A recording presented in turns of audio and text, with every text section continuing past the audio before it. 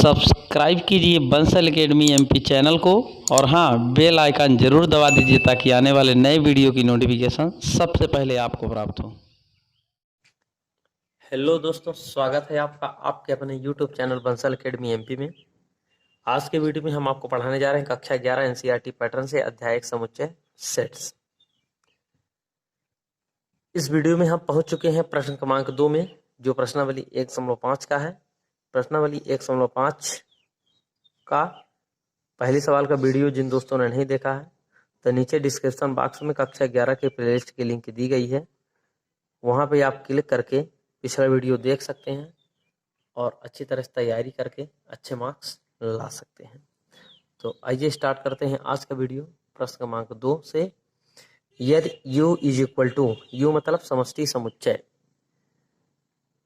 ABCDEFGH, तो निम्न समुच्चय के पूरक ज्ञात कीजिए। U बराबर दिया है A से लेकर H तक, ABCDEFGH, पूरक समुच्चय ज्ञात करना है। तो पहला सवाल है, 4 सवालें यहाँ पे दी गई हैं, चारों सवालों का ही पूरक समुच्चय ही ज्ञात करना है। तो कैसे ज्ञात करेंगे आइए देख लेते हैं। U इज इक्वल टू दिया है इतना, A इज इक्वल टू दिया है ABC, तो हल पूरक समुच्चय का क्या होता है सूत्र, U में से समष्टि समुच्चय में से जो जिस समुच्चय का पूछे उसको क्या करते थे, माइनस कर देते थे। तो पहले मान रख लेते हैं A dash is equal to, U का मान क्या होगा, ABCDEF,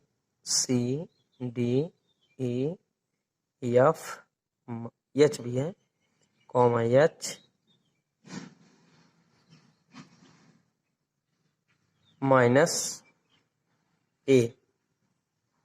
एक ए में कौन से अवयव हैं, ABC, मतलब आप समझ गए कि ABC को घटा देना है अर्थात निकाल देना है और जो बचते हैं वही अवयव लिख देना है। तो dash is equal to ABC को हटा देंगे, DEFG, FG भी है यहाँ पे G भी रहेगा, G, तो बचेगा ABC को निकाल देंगे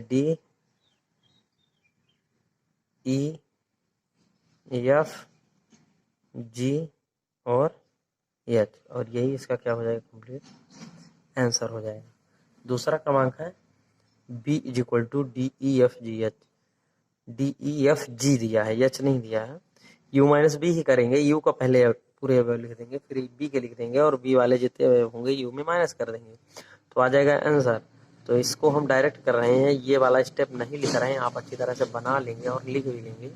हम डायरेक्ट कर रहे हैं तो क्या होगा, U में जो जो अवयव A दिया था, ए नहीं घटेंगे, DEFGH नहीं, G नहीं लिखना है, बस हो गया। A लिखेंगे, B लिख देंगे, C D नहीं लिखेंगे, E नहीं लिखेंगे, F भी नहीं लिखेंगे, G और H, ये 4 अवयव लिख सकते हैं और ये बाकी अवयव क्या हो गए, U से माइनस हो गए। ये इसका आ गया आंसर। बढ़ते हैं तीसरे क्रमांक की ओर। तीसरा क्रमांक है C is equal to ACEG, क्या दिया है, ACEG, इसका भी क्या होगा, U माइनस C कर देना है।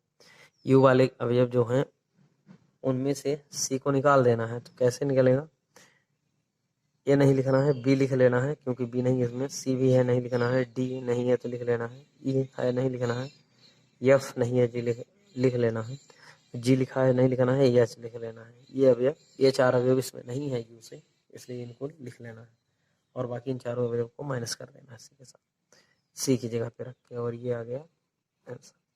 अब चौथे क्रमांक की ओर चलते हैं। चौथा नंबर का प्रश्न है D is equal to FGHA, तो D dash is equal to हो जाएगा U minus, D dash is equal to U minus D हो जाएगा। U में D को घटा देंगे तो U के अवयव जितने भी हैं उनमें से इसको माइनस कर देना है। लिख लेते हैं, इस प्रश्न में लगा देते हैं ABCDEFGH माइनस D के अवयव हैं FGHA, तो माइनस कर देंगे, तो A नहीं लिखेंगे क्योंकि ये इसमें है, कैंसिल हो जाएगा, माइनस हो जाएगा। F भी नहीं लिखेंगे, G भी नहीं लिखेंगे, H नहीं लिखेंगे, तो BCDE लिखेंगे। क्या लिखेंगे, BCDE, यही 4 अवयव लिखे जाएंगे। तो आशा करता हूँ यह प्रश्न आपको अच्छी तरह समझ में आ गया होगा। बढ़ते हैं अगले प्रश्न की ओर। प्रश्न 3 है, प्राकृत संख्याओं के समुच्चय को सार्वत्रिक समुच्चय मानते हुए, मतलब आप समझ गए कि सार्वत्रिक समुच्चय या समष्टि समुच्चय U होता है और U बराबर दिया है 1 2 3 डॉट डॉट इजेंट सो अनंत तक, है ना। प्राकृत संख्याएं 1 से अनंत तक की संख्याओं को प्राकृत संख्या कहा जाता है। तो प्राकृत संख्याओं को कौन सा समुच्चय मानना है? सार्वत्रिक समुच्चय अर्थात U मानना है। निम्नलिखित समुच्चय के पूरक लिखिए, इनका पूरक लिखना है। तो देख लीजिए यहाँ पे पहला x सच दैट x एक प्राकृत संख्या है, x सच दैट x एक प्राकृत सम संख्या है। कैसी संख्या है? सम। तो सम को माइनस कर दिए प्राकृत संख्या में, तो कौन संख्या बचेगी? क्योंकि प्राकृत संख्याएं आपको पता है, रफ कार में हम समझा देते हैं। प्राकृत संख्या 1 2 3 4 5 6 डॉट डॉट कहाँ तक? अनंत तक की संख्याओं को प्राकृत संख्या कहते हैं। तो बोला गया है कि सम प्राकृत संख्या है, मतलब ये 2 4 6 ये सम संख्याओं का समुच्चय इसमें दिया है। तो पूरक निकालने जा रहे हैं तो इनको माइनस कर देंगे सम वालों को, तो बचेगा क्या? विषम संख्याएं बचेंगी। तो यहाँ पे लिख देंगे हल में x सच दैट x एक प्राकृत विषम संख्या है, उसी का अपोजिट बना देना है। अब बढ़ते हैं दूसरे क्रमांक की ओर। तीसरे का दूसरा है क्रमांक, क्या है तीसरे का दूसरा? आइए देख लेते हैं। प्रश्न है x सच दैट x एक विषम संख्या है, प्राकृत विषम संख्या है। तो विषम बोला है, इसका हल अपोजिट लिखना है, पूरक लिखना है। तो क्या होगा? x सच दैट x एक विषम को माइनस कर देंगे तो क्या बचेगा? सम बचेगा यहाँ पे। तो यहाँ लिख देंगे प्राकृत सम संख्या है। तीसरा क्रमांक है x सच दैट x संख्या 3 का एक धन गुणज है। संख्या 3 का धन गुणज मतलब 3 कब? 3 3 दूना 6, 3 3 9, 3 चौको 12, मतलब 3 का गुणा करने पर या 3 का जो टेबल है पहाड़ा, वो पूरी संख्याएं इसमें दी गई हैं। तो उन्हीं संख्याओं को नहीं लिखना है, तब बन जाएगा क्या? पूरक समुच्चय इसका बन जाएगा। तो हल में क्या लिखेंगे? x such that x belongs to capital N, मतलब प्राकृत संख्याएं। x इस प्रकार है कि x क्या है? एक प्राकृत संख्या है। और यहाँ पे लिख देंगे आगे और, तो प्राकृत संख्या है, आपको पता है कि यदि हम प्राकृत संख्या यहाँ पे लिख रहे हैं तो 3 भी आ जाएगा, 6 भी आ जाएगा, 9 भी आ जाएगा, 12 भी लिखा जाएगा। लेकिन पहले ही बोल दिया गया है कि x सच दैट x संख्या 3 का एक धन गुणज है, मतलब 3 6 9 12 इसमें दिया गया है। और यहाँ पे 3 6 9 12 को छोड़ करके लिखना पड़ेगा। तो यहाँ एक कंडीशन लिख देंगे और संख्या और x यहाँ पे लिखेंगे और x संख्या 3 का गुणज नहीं है। प्राकृत संख्या तो है लेकिन 3 का गुणज नहीं है, अर्थात 3 का गुणज कौन होगा? 3 6 9 12 15 18 इन संख्याओं को छोड़ करके जो प्राकृत संख्याएं बचेंगी वो यहाँ पे लिखी जाएंगी। तो इस समुच्चय का कौन समुच्चय कहलाएगा? ये पूरक समुच्चय बन जाएगा। अब चौथा प्रश्न है क्रमांक 4 है x सच दैट x एक अभाज्य संख्या है। कैसी संख्या है? अभाज्य संख्या। तो इसका हल कैसे करेंगे? अभाज्य संख्या बोला गया है, इसका अपोजिट लिखना है। अपोजिट मतलब पूरक समुच्चय। तो यहाँ पे लिख देंगे x such that x belongs to capital N। अब आप सोच रहे होंगे कैपिटल N ही क्यों लिखा जा रहा है? क्योंकि कैपिटल N क्या है? यहाँ इस सवाल के लिए समष्टि समुच्चय है। यहाँ पे जितनी सवालें दी गई हैं दूसरे प्रश्न में, उनके लिए समष्टि समुच्चय या सार्वत्रिक समुच्चय कौन है? N है। तो x such that x belongs to N, मतलब x इस प्रकार का है कि x किसका अवयव है? प्राकृत संख्याओं का अवयव है। लेकिन और x अभाज्य संख्याएं नहीं है। क्या नहीं है? अभाज्य संख्या नहीं है। तो कैसी संख्या होगी? भाज्य संख्या होगी। और एक जो है न तो भाज्य है और ना ही अभाज्य है। तो यहाँ पे इसीलिए हमने लिखा है अभाज्य संख्याएं नहीं है, और एक भी शामिल होगा। और जैसे 1 हो गया, 4 हो गया, 6 हो गया, 8 हो गया, 9 हो गया, 10 हो गया, 12 हो गया, ये संख्या यहाँ पे शामिल होंगी। लेकिन अभाज्य संख्या शामिल नहीं होंगी। कौन कौन सी? 2 3 5 7 11 13 17 19 इस टाइप की संख्या। बढ़ते हैं क्रमांक 5 की ओर। x सच दैट x 3 और 5 से विभाजित होने वाली एक संख्या है। x इस प्रकार है कि x जो है 3 और 5 से, किस किस से? 3 और 5 से विभाजित होने वाली एक संख्या है, तो इसका ठीक अपोजिट जैसे इसमें बनाए उसी टाइप का बनाएंगे, आसान रहेगा। X such that x belongs to n, मतलब यक्स क्या है, एक प्राकृत संख्या है या प्राकृत संख्या का अवयव है, लेकिन यक्स 3 व 5 से या 3 और 5 से विभाजित होने वाली संख्या नहीं है, या लिख सकते हैं विभाजित नहीं है, इस टाइप का लिख देंगे तो भी सही माना जाएगा। बढ़ते हैं 6वें क्रमांक की ओर। 6वां क्रमांक है यक्स सच दैट यक्स एक पूर्ण वर्ग संख्या है। यक्स सच दैट यक्स एक ऐसी संख्या है पूर्ण वर्ग, जैसे एक हो गया 5, सॉरी 1 हो गया, 1 का स्क्वायर 1 ही होगा, 2 दूना 4, 4 हो गया, फिर 9 हो गया, फिर 16 हो गया। इस टाइप की जो संख्याएं हैं जो पूर्ण वर्ग संख्याएं हैं इसमें दी गई हैं, तो यहाँ पे वह संख्याएं लिखना है जो पूर्ण वर्ग नहीं है। तो इसका आंसर होगा पिछले प्रश्न जैसा, x such that x belongs to capital N, मतलब यक्स क्या है, यक्स प्राकृत संख्याओं का अवयव है और यक्स पूर्ण वर्ग संख्या नहीं है। प्राकृत संख्या तो होगी पूरे, लेकिन कौन कौन छोड़ करके पूर्ण वर्ग संख्याएं नहीं होंगी, अर्थात पूर्ण वर्ग संख्याओं को इसमें माइनस कर दिया गया है। 7वां क्रमांक है